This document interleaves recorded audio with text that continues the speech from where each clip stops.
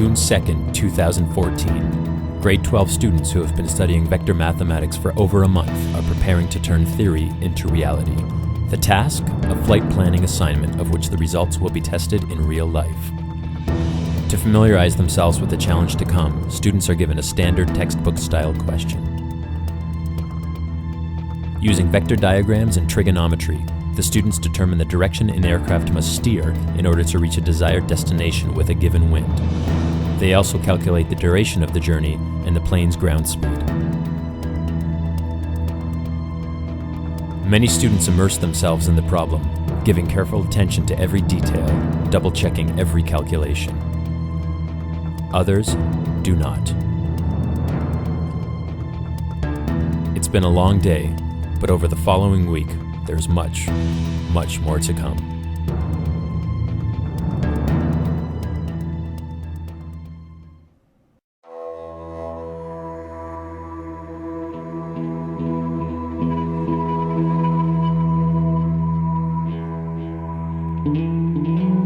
Day 2 begins bright and early with an explanation of aviation terminology and conventions. In order to successfully plan a flight, students will need to understand the language of aviation and consider several details that are frequently omitted in mathematics textbooks. Now you might say, well, hang on a minute, don't the compasses point to the actual true geographic north? No, they don't. Magnetic north is off. It doesn't coincide with the true north.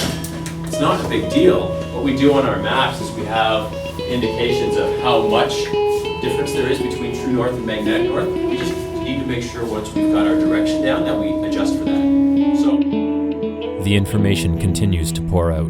The students are tired and moderately stressed about an upcoming biology test. Nevertheless, their perseverance and undivided attention prove that they understand the importance of the knowledge imparted. Luckily, an occasional laugh lightens the mood of the serious environment.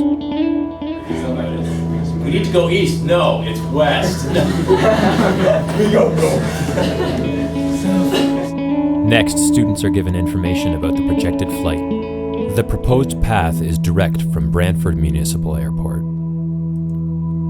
to St. Thomas Municipal Airport.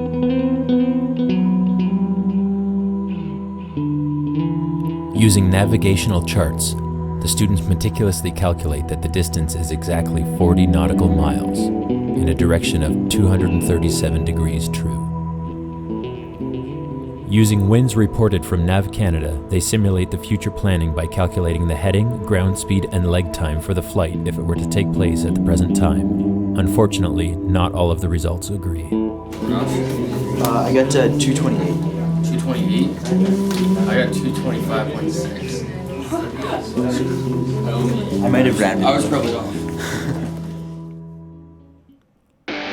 After sorting out errors and confirming correct answers, it is finally time to choose the flight crew for the journey that is to occur in 3 days. The selection process is random draw, and the winners are Sierra,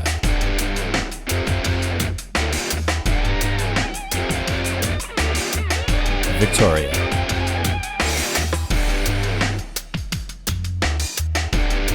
and Ross. With the crew chosen, the next days will be spent refining the planning process and preparing for the actual flight. Excitement inevitably fills the air, but there is still work to be done to ensure that all is implemented correctly when the time comes to take to the skies.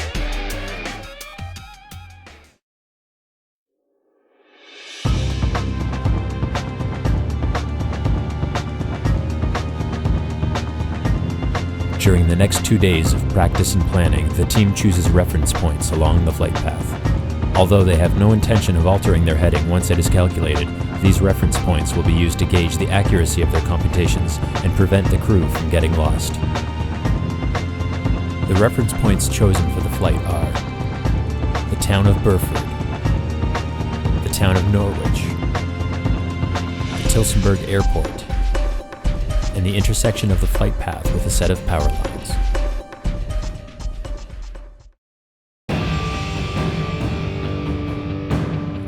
It's June the 6th, and the day of the flight has finally arrived. The crew makes the necessary calculations with the current winds and updates them throughout the day. With a planned airspeed of 100 knots, they calculate the required compass heading to be 250 degrees. Since the wind is extremely light, their ground speed is predicted to be 100.1 knots, an unbelievable tenth of a knot above their airspeed. The team also uses the current winds to calculate the time between reference points.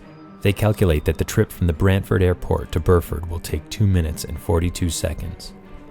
From Burford to Norwich will take 6 minutes. From Norwich to the Tilsonburg Airport will take 4 minutes and 30 seconds. From Tilsonburg to the power line intersection will take 5 minutes and 6 seconds.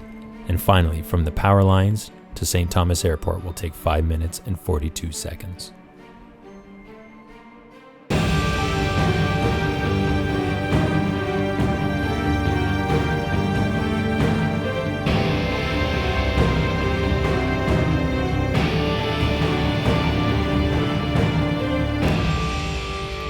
Armed with knowledge and confidence, the crew is ready and heads to the Brantford Airport to begin the journey.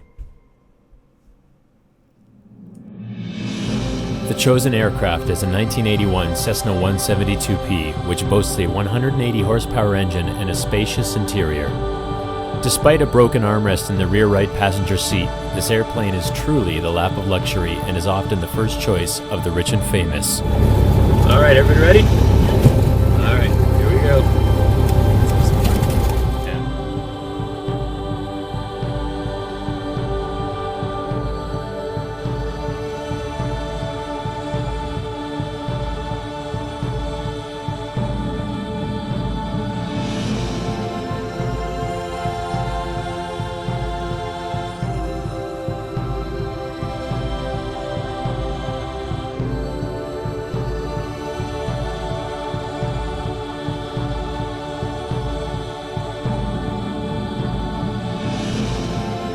Once they've climbed to 3,000 feet and are directly over the Brantford Airport, pilot Jastrzewski steers the required heading of 250 degrees.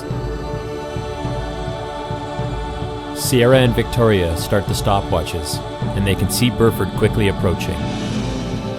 Before reaching Burford, Jastrzewski takes a moment to explain the art of flying with no hands.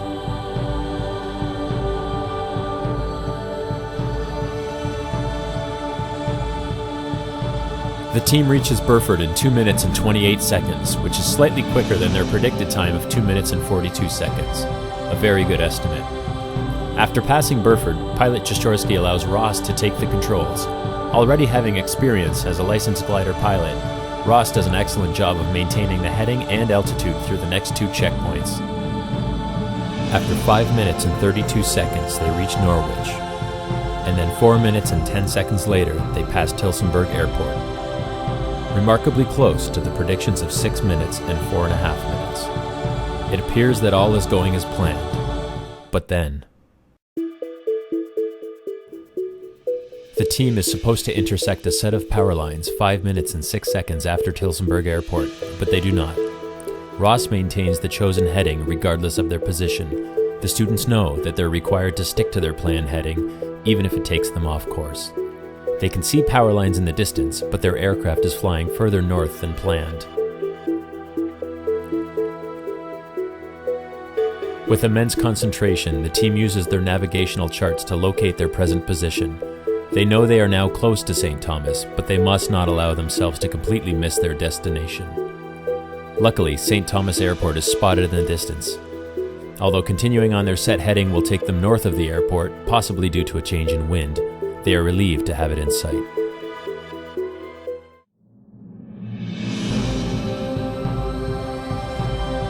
Jastrzewski lands the aircraft, and the team reflects on the overall success of their planning.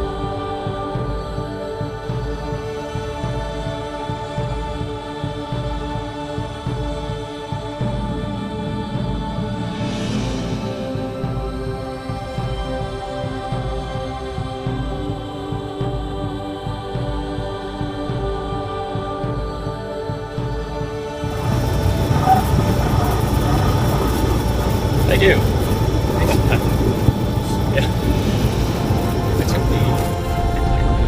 Yeah, here we are in St. Thomas. Folks, what did you think of the flight on the way here? It's good. Successful. Did everything go according as planned? We're a little north. Ended up a little bit north, perhaps a small change in the wind, but anyway, here we are in the lovely St. Thomas. About to go back. Using GPS to navigate, the trip home is more relaxed and the crew takes some time to enjoy the scenery.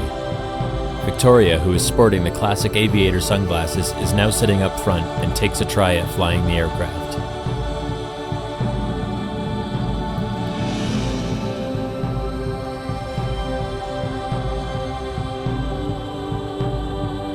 Seeking more adventure than the journey has offered so far, she asks if they can perform a few 360-degree aileron rolls. Unfortunately, it's not an option.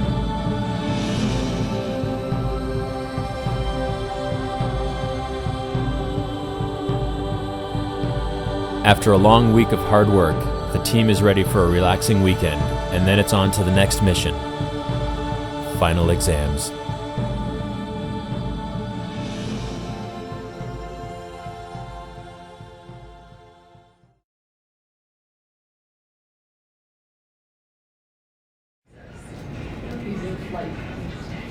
Using winds and reflections and things like that.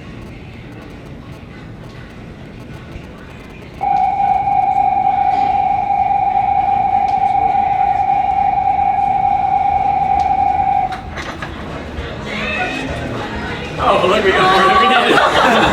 All right, can we do this? What do you guys?